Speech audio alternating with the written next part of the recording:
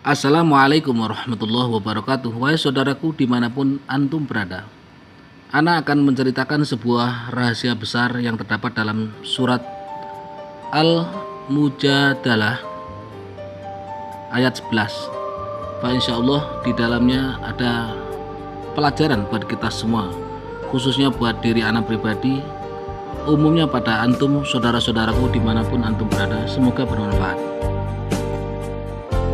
Wahai saudaraku yang Anda cintai dimanapun Anda berada, inti dari ilmu kewalian adalah tahu asal muasal dari mana ilmu tersebut berasal. Fahim tuh? Tidak asal ilmu wali, namun tahu dari mana asal usul ilmu tersebut. Saudaraku yang dimuliakan oleh Allah dimanapun Anda berada, tatkala seseorang memandang sesuatu hanya dengan casing luarnya, maka dia tidak akan menemukan apa yang dia cari. Tatkala seseorang memandang segala sesuatu hanyalah Allah yang terpandang di dalam pandangannya, maka Allah akan memberikan suatu petunjuk-petunjuk yang tidak pernah bisa dipandang oleh mata.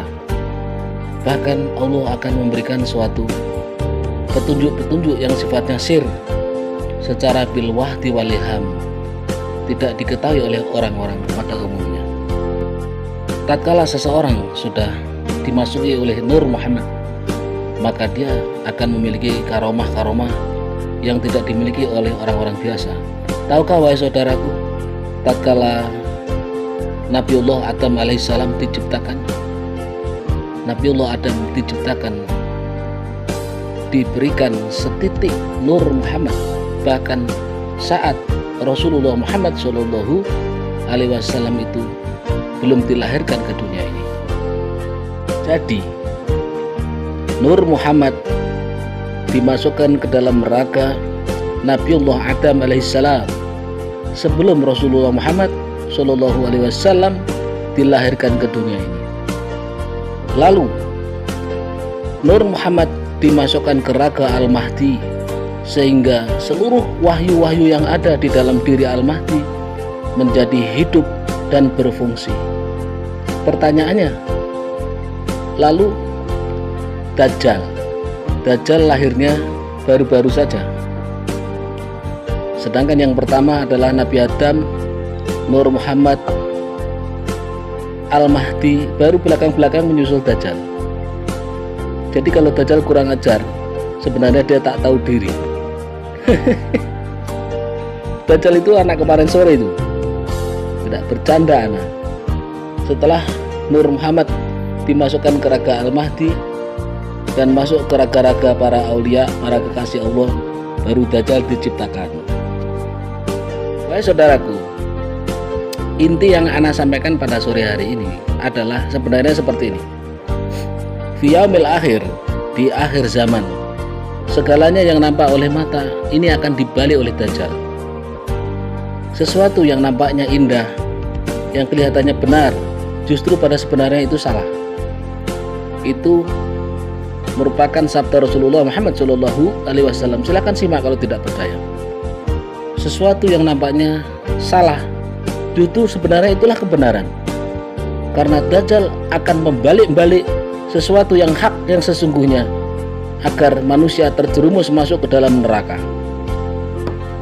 Sabda Rasulullah, tatkala ini diibaratkan ya, hanya pengertian tersirat, tatkala Dajjal memberikan susu untuk diminum, sebenarnya itu air comberan.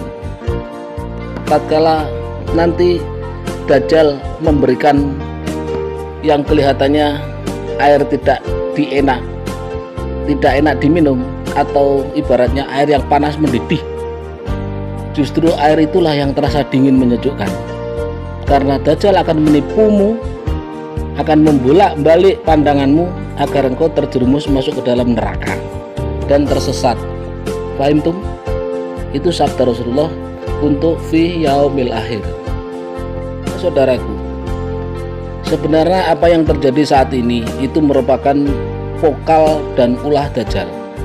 baik itu sistem politik, sosial, budaya, ataupun yang terjadi saat ini, goro-goro, baik goro-goro alam ataupun goro-goro yang terjadi pada diri penghuni dunia, yaitu di dalamnya manusia, itu sebenarnya adalah sistem Dajjal.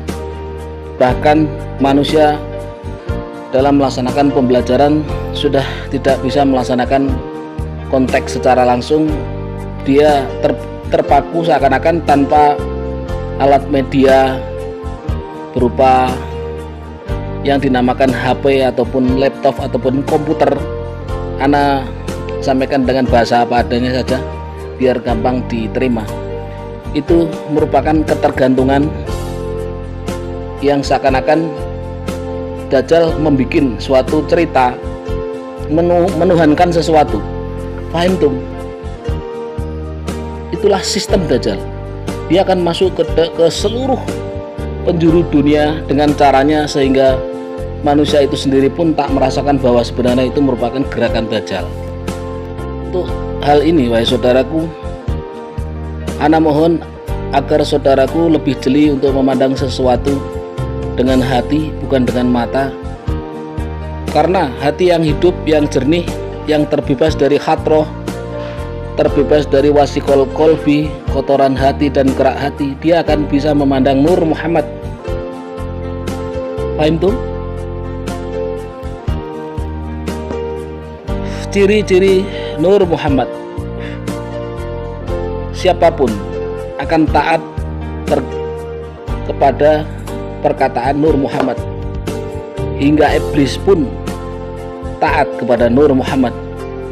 Tatkala iblis memandang Nur Muhammad, dia mengatakan, "Ya Tuanku, engkaulah utusan yang selama ini kami tunggu. Sejak zaman Nabi Adam alaihissalam, lalu kami terakhir melihat terangnya cahaya pada Wali Songo.